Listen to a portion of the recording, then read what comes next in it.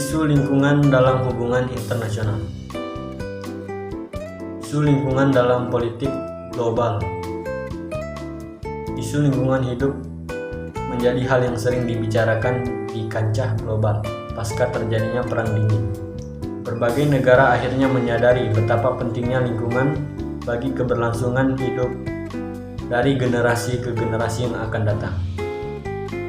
Seiring peningkatan kesadaran lingkungan dalam kehidupan masyarakat dan pemerintah di tingkat negara, khususnya meningkatnya persoalan penurunan kualitas lingkungan hidup yang sudah mempengaruhi kehidupan bermasyarakat sehari-hari, seperti meningkatnya suhu bumi dan meningkatnya macam-macam penyakit akibat berlubangnya lapisan ozon. Maka isu lingkungan hidup diangkat dalam agenda internasional. Isu lingkungan muncul di tahun 1972 ketika diselenggarakan The United National Conference on the Human Environment di Stockholm. Pada konferensi ini, hubungan antara pembangunan ekonomi dan degradasi lingkungan pertama kali muncul dalam agenda internasional. Isu lingkungan merupakan suatu isu yang lintas batas. Hal ini terjadi karena sumber daya yang tak bergerak tidak hanya ada satu negara saja. Aktivitas yang terjadi di lingkungan laut seperti pengiriman barang, pertambangan, dan pergerakan migrasi spesies asing itu dapat mempengaruhi beberapa negara. Laut merupakan media di mana polutan relatif mudah menular. Penyebab atau dampak daripada pergerakan yang terjadi melibatkan lebih dari satu negara menjadikan bahwa masyarakat sadar masalah ini harus diselesaikan secara bersama-sama. Konferensi yang dilakukan di Stockholm menjadi penting karena setiap negara dapat menyerahkan permasalahan lingkungan yang dihadapi serta mencari 15 solusi daripada permasalahan lingkungan dan penelitian teknologi terbarukan. Selain itu, konferensi ini menunjukkan perlunya sebuah institusi atau kerjasama internasional yang khusus untuk menyelesaikan masalah lingkungan global.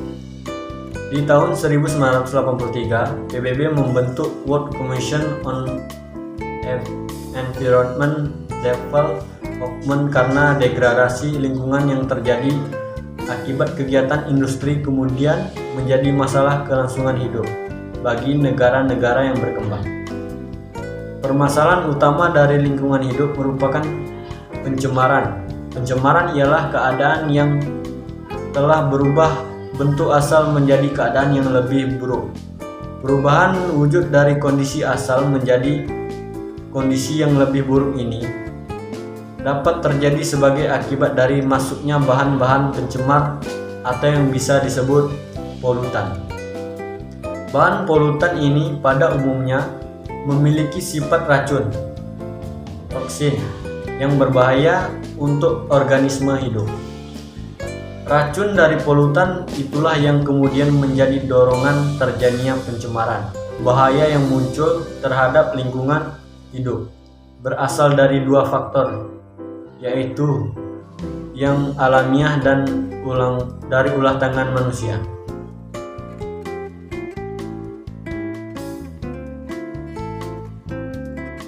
Contoh kasus isu lingkungan selanjutnya yaitu pertumbuhan penduduk.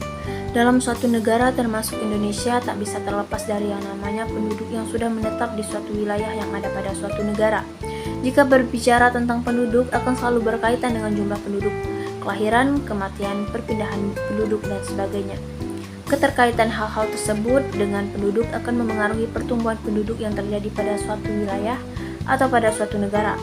Maka dari itu pertumbuhan penduduk akan selalu melekat pada suatu negara atau wilayah yang sudah ditempati. Dengan memperhatikan pertumbuhan penduduk yang ada pada suatu wilayah atau negara, maka pertumbuhan penduduk bisa dikendalikan.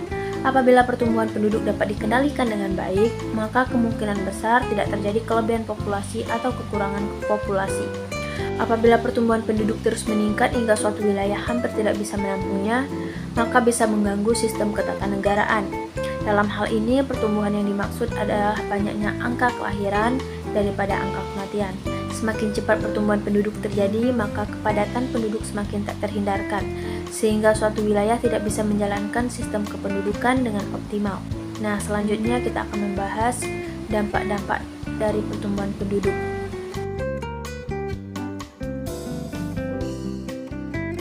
Yang pertama itu kemiskinan.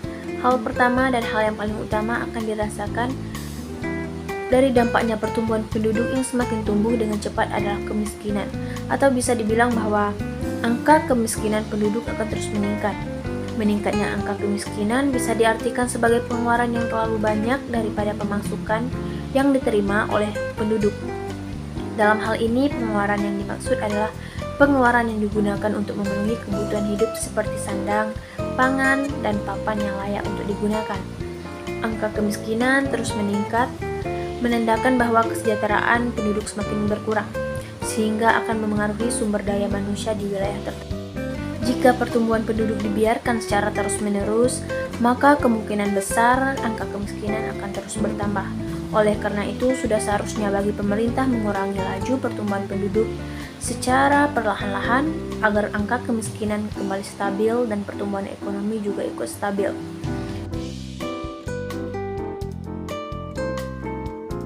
Yang kedua, semakin banyak polusi. Pertumbuhan penduduk terus mengalami peningkatan membuat semakin banyak manusia melakukan berbagai macam aktivitas untuk memenuhi kebutuhan hidupnya. Ketika manusia berusaha untuk memenuhi kebutuhan hidupnya itu, muncullah hal-hal yang bisa mengakibatkan jumlah polusi semakin bertambah. Banyaknya polusi dalam suatu wilayah bisa mencemarkan lingkungan, sehingga lingkungan tersebut menjadi kotor dan tidak sehat, bahkan bisa menularkan berbagai macam penyakit.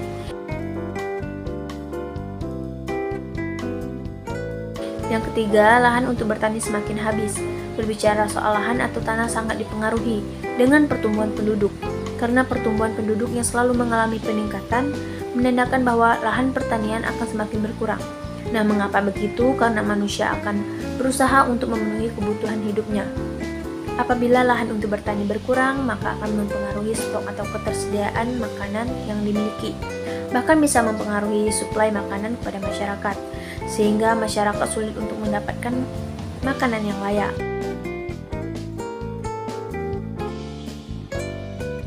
Nah, yang keempat yaitu pengangguran. Seperti yang sudah dijelaskan sebelumnya, jika pertumbuhan penduduk bisa mengakibatkan kemiskinan. Kemiskinan ini disebabkan karena adanya pengangguran yang semakin banyak. Banyak pengangguran ini bisa terjadi karena banyaknya manusia yang mencari pekerjaan, tetapi lowongan pekerjaan tidak sesuai dengan angka pelamar kerja, sehingga muncullah angka pengangguran. Apabila suatu penduduk sulit untuk mendapatkan pekerjaan dan menganggur, maka akan berdampak pada kehidupannya yang sulit untuk mendapatkan sandang, pangan, dan papan yang layak. Nah, itulah dampak-dampak pertumbuhan penduduk.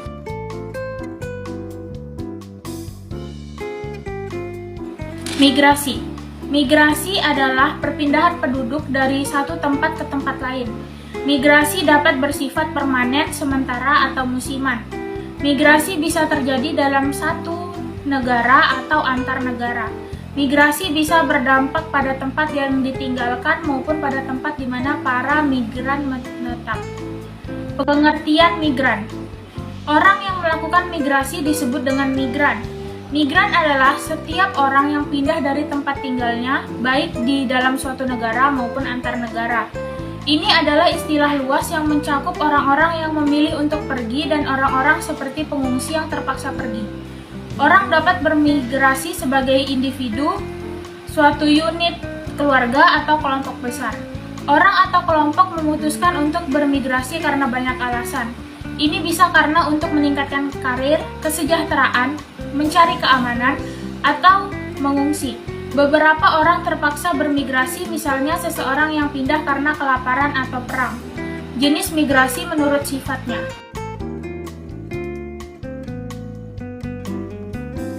Yang pertama, migrasi permanen. Migrasi permanen adalah gerak penduduk yang melintas batas wilayah asal menuju wilayah lain dengan niatan menetap di daerah tujuan. Orang yang melakukan migrasi ini bertujuan menetap pada daerah yang dituju.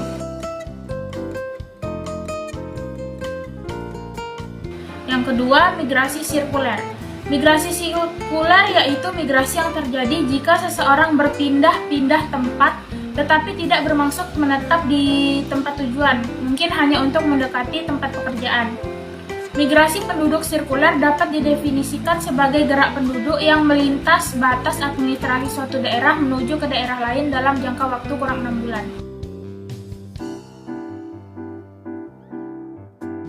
Ketiga, migrasi ulang-alik. Migrasi ulang-alik yaitu orang yang setiap hari meninggalkan tempat tinggalnya, pergi ke kota lain untuk bekerja atau berdagang, dan sebagainya, tetapi pulang pada sore hari.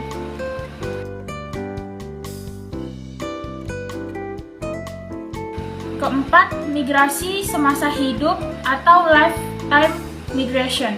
Migrasi semasa hidup yaitu jenis migrasi yang berdasarkan tempat kelahiran. Migrasi semasa hidup adalah mereka yang pada waktu pencacahan sensus bertempat tinggal di daerah yang berbeda dengan tempat kelahirannya.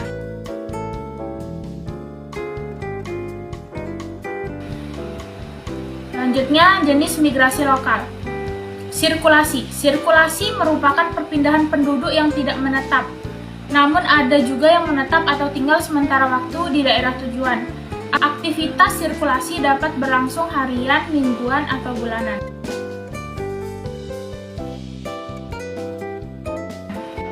Kedua yaitu urbanisasi. Urbanisasi merupakan perpindahan penduduk dari desa ke kota dalam satu pulau. Biasanya urbanisasi sifatnya menetap, jadi jumlah penduduk suatu kota yang dituju ataupun jumlah penduduk di desa yang ditinggalkan.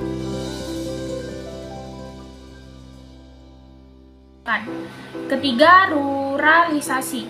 Ruralisasi yaitu perpindahan penduduk dari kota ke desa. Jadi ruralisasi merupakan kebalikan dari urbanisasi. Umumnya ruralisasi dilakukan oleh masyarakat yang dulunya pernah melakukan urbanisasi.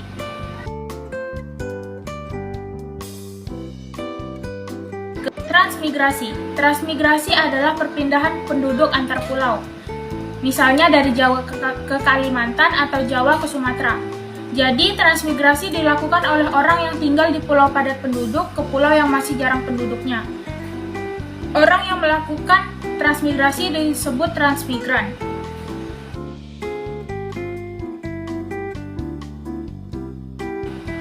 Selanjutnya, jenis migrasi internasional. Imigrasi. Imigrasi ialah datangnya penduduk dari sebuah negara lain ke sebuah negara. Misalnya wisatawan negara luar datang ke Indonesia.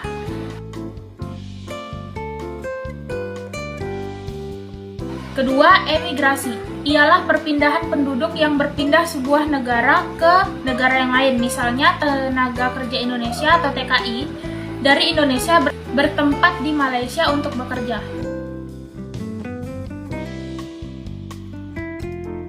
Repatriasi. Repatriasi ialah perpindahan penduduk dari negara yang ditinggalinya dalam waktu sementara dan kembali ke negara asalnya setelah sekian lama tidak ke kampung halamannya. Contohnya, orang asal Indonesia yang sudah lama menetap di negara luar kembali pulang kampung ke halamannya Indonesia.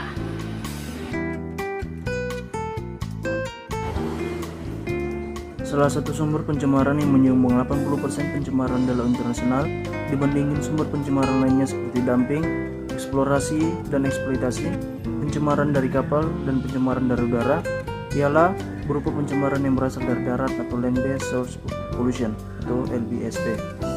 Berdasarkan United Nations Convention in the Law of the Sea atau UNCLOS tahun 1982, the Montreal Guidelines for the Protection of the Marine Environment Against Pollution from Land-Based Sources atau Montreal Guidelines. Pencemaran laut dari darat adalah pencemaran laut yang terjadi dari segala bentuk aktivitas yang dilakukan di darat, baik melalui perantara air maupun udara menuju laut. Pencemaran tersebut pada dasarnya tidak hanya berbentuk limbah rumah tangga, air luapan sungai, sampah plastik yang dibuang sembarangan, atau aktivitas lainnya yang melalui perantara air, namun juga berbentuk pencemaran udara melalui asap kendaraan bermotor, terowong asap, atau kebakaran hutan yang melalui perantara udara menuju laut. Adapun bentuk pencemaran laut tersebut banyak didominasi oleh bahan-bahan organik dan bahan-bahan anorganik seperti logam berat atau meliputi merkuri, timah, selenium, dan arsenik yang pada umumnya terkandung dalam limbah hasil aktivitas perindustrian. Pencemaran oleh logam berat pernah dialami Jepang, yang mana nelayan di pesisir Minamata mengalami keracunan akibat hasil tangkapannya sendiri karena merkuri yang berasal dari limbah pabrik yang memproduksi vinyl klorid dan asetaldehid. Selain itu, beberapa negara di benua Eropa yang terhubung melalui Laut Mediterania dan beberapa negara di benua Amerika yang terhubung melalui Laut Karibia juga menemukan permasalahan yang sama. Dalam rangka melindungi wilayah masing-masing negara dari pencemaran tersebut, maka mereka bekerja sama untuk mencegah dan menanggulangi keberadaan pencemaran tersebut melalui perjanjian regional. Pada dasarnya, perjanjian regional pencemaran laut dari darat telah diatur, namun perjanjian multilateral khusus atas hal ini belum ada perumusannya. Oleh karena itu, mengingat signifikannya jumlah pencemaran laut internasional akibat LBSP, maka dibutuhkan kerjasama antar negara di dunia. Walaupun sampai saat ini perjanjian internasional mengatur mengenai LBSP baru sampai pada tingkat regional. Dalam rangka menangani kasus-kasus pencemaran laut akibat LBSP, majelis hakim akan menggunakan prinsip-prinsip hukum internasional apabila dalam kasus tersebut tidak ada hukum kebiasaan dan perjanjian yang mengatur. Adapun prinsip-prinsip hukum lingkungan internasional yang secara umum digunakan hakim dalam menangani kasus LBSP adalah sebagai berikut.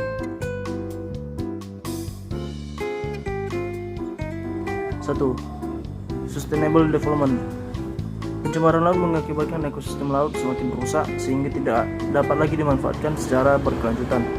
Pada dasarnya, prinsip ini ditujukan untuk mempertahankan ekosistem laut yang bersih sehingga layak dikelola dan optimal dalam mendayagunakannya.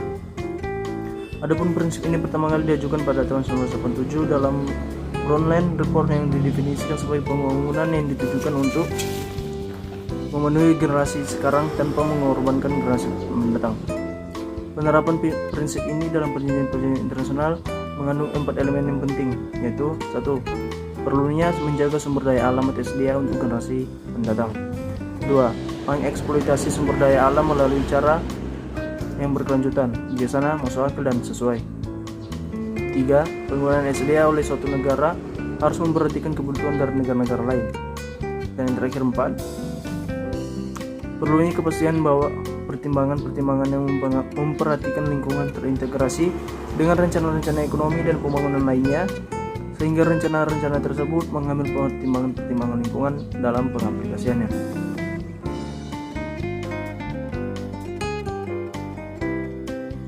Telah disebutkan sebelumnya bahwa sebuah negara harus memperhatikan kebutuhan negara lainnya sehingga dilarang untuk melakukan kegiatan atau mengizinkan kegiatan yang dapat merusak wilayah negara lain. Adapun risiko dari LBSP yang mungkin dihadapi oleh negara ketika sebuah tindakan dilakukan pada suatu wilayah menjadi fokus utama prinsip ini. Dengan demikian, adanya prinsip ini memberikan solusi mengenai sejauh mana kewajiban negara untuk membuat peraturan dalam rangka membatasi atau perluasan risiko LBSP yang akan timbul dan dikhawatirkan merugikan.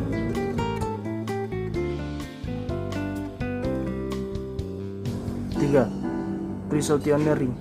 Prinsip ini diatur dalam prinsip 15 deklarasi, Approach Rio, dan berbagai peraturan internasional. Adapun prinsip itu mengatur bahwa setiap negara harus melakukan penelitian mengenai risiko yang mungkin timbul akibat menjalankan suatu aktivitas.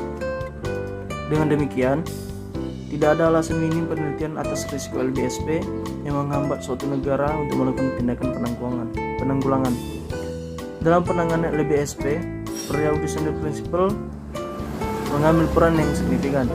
Pasal 17B Agenda 21 mengenai perlindungan lingkungan laut telah membahas langsung mengenai pencemaran laut akibat LBSP dan menekankan prinsip ini untuk mencegah degradasi lingkungan laut.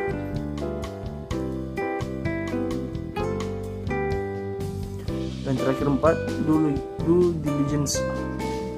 Prinsip ini merupakan prinsip kedua dalam deklarasi Rio yang mengatakan bahwa setiap negara memiliki hak berdaulat untuk mengeksploitasi sumber daya masing-masing, namun harus tetap memastikan aktivitas tersebut tetap ada di yurisdiksinya dan tidak menyebabkan kerusakan pada negara lain atau kawasan di luar yurisdiksi.